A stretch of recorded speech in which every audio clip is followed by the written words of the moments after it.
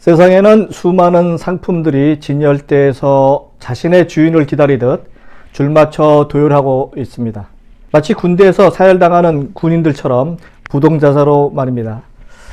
그런데 이 수많은 상품 중에서 선택되어지는 상품이 있는가 하면 영영 자신의 주인을 못 찾고 끝내 자신의 역할을 하지 못하고 생을 마감하는 상품도 있습니다. 그렇다면 이런 결과가 나오는 무슨 법칙이나 상관관계가 있는 것이 아닐까 의문이 갑니다.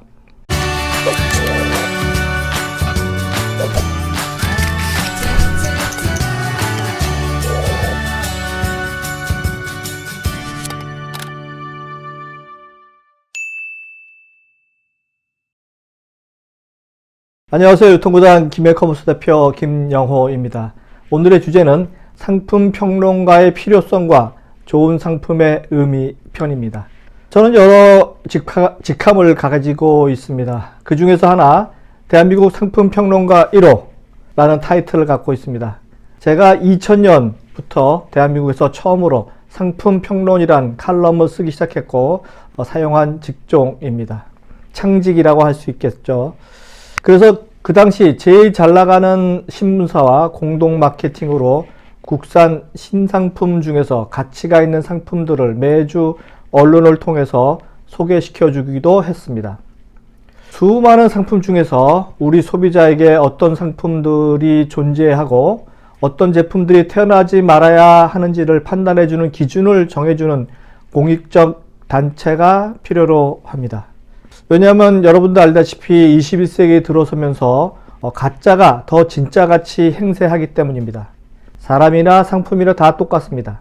그래서 공익적 사명을 갖고 국가기관이 해야 할 일을 대신해 줄 직종이 필요로 하게 됩니다. 최근에는 인플루언서라는 사람들이 거짓 상품평을 만들어서 유포하는 바람에 사회적 문제가 되곤 합니다.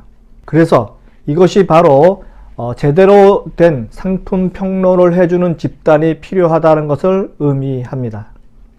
미국에는 뉴욕에 본부를 둔 비영리 단체인 소비자협회에서 발간한 월간진 컨슈머 리포트라는 잡지가 있습니다. 여러분도 많이 들어보셨을 겁니다. 매월 자동차, TV, 가전제품 등 특정 품목을 선정해서요, 업체별 기능, 가격 등을 비교 평가해 줍니다. 이 평가 자료는 소비자가 제품을 구매할 때 필요한 제품 정보를 제공하고 있어서 소비자들 사이에서는 상당한 권위를 인정받고 있습니다. 이 컨슈머 리포트의 연 구독료는 $26로서 유료 구독자만 720만 명이나 되고 국제적인 신망이 높아서 우리나라에서도 스마트폰이 새로 출시하게 되면 이곳에 제품을 제일 먼저 보내서 상품평을 듣는 것이 기업체 마케팅에 해당 업체의 목표이기도 합니다. 우리나라에도 이런 역할을 하는 공기관은 소비자원이 있는데요. 아직까지 제대로 된 소비자 보호나 혹은 상품 평론 이런 부분들의 역할을 하기에는 아직까지 부족해 보입니다. 그럼 이제부터 좋은 상품의 의미를 알려드리고자 합니다. 똑같이 인간을 위해 태어난 상품 중에서 어떤 놈은 주인을 잘 만나서 자신의 본분을 다하고 생을 마감하는 놈이 있는가 하면 어떤 놈은 날 때부터 힘들여서 나왔는데 천시와 멸시를 받고 결국은 비참하게 최후를 만난 놈이 있으니 그 이유는 무엇일까요? 여러분 그 이유가 무엇인지 궁금하지 않으세요? 자, 그렇다면 좋은 상품은 어떤 조건을 갖춰야 하는지 한번 알아보겠습니다. 결론만 말한다면 이 세상에 새로 나온 상품은 하나도 없다는 것이죠. 갑자기 무슨 말이냐고요? 여러분들도 아시다시피 인류 역사가 형성된 이후로 인류를 위한 수많은 상품이 탄생했습니다. 당시 새로 나왔던 상품 중에서 지금까지 생명력을 갖추고 있는 제품도 있겠지만 대부분 기존 제품의 성능을 보완하거나 혹은 새로운 디자인으로 나온 제품들이기 때문에 시대 환경의 변화에 맞춘 제품이라고 생각이 됩니다. 그러니까 엄밀히 말하면 지구상에 없었던 제품이 어느 날 갑자기 하늘에서 뚝 떨어진 상품은 거의 없다는 것이죠. 그렇다면 이 수많은 상품들 중에서 어떤 상품만이 좋은 상품으로 인정을 받고 사람들의 사랑을 받을까요? 좋은 상품이 되는 여러 가지 조건이 있는데요. 그 중에서 제일 좋은 상품의 첫 번째 조건은 동서고금을 막론하고 같다는 것입니다. 참으로 이상하죠.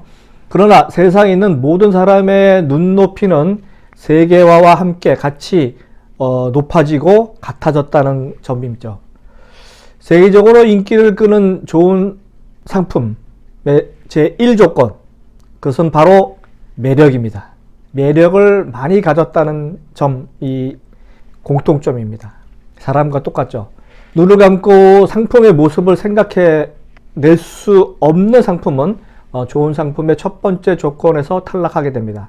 그렇다면 꼭 잘생긴 상품만이 소비자로부터 선택을 받을까요? 그건 절대 아니겠죠. 그 상품이 지닌 매력 포인트, 매력, 있냐 없냐의 유무의 관계가 있습니다. 마치 신입사원으로 선발할 때와 똑같다고 봅니다. 이목구비가 제대로 된 인물 혹은 매력이 많은 인물을 뽑으려는 인사 담당자와 같이 팔리는 상품은 우선 눈에 띄지 않으면 안 된다는 것이죠. 그렇다면 최종 소비자의 눈에 띄기 위해서는 어떤 요소를 지니고 있어야 될까요? 이 부분은 다음 시간에 다시 알려드리도록 하겠습니다. 이상은 유통구단 김영호의 상품 평론가의 필요성과 좋은 상품의 의미였습니다. 다음 시간에 뵙도록 하겠습니다.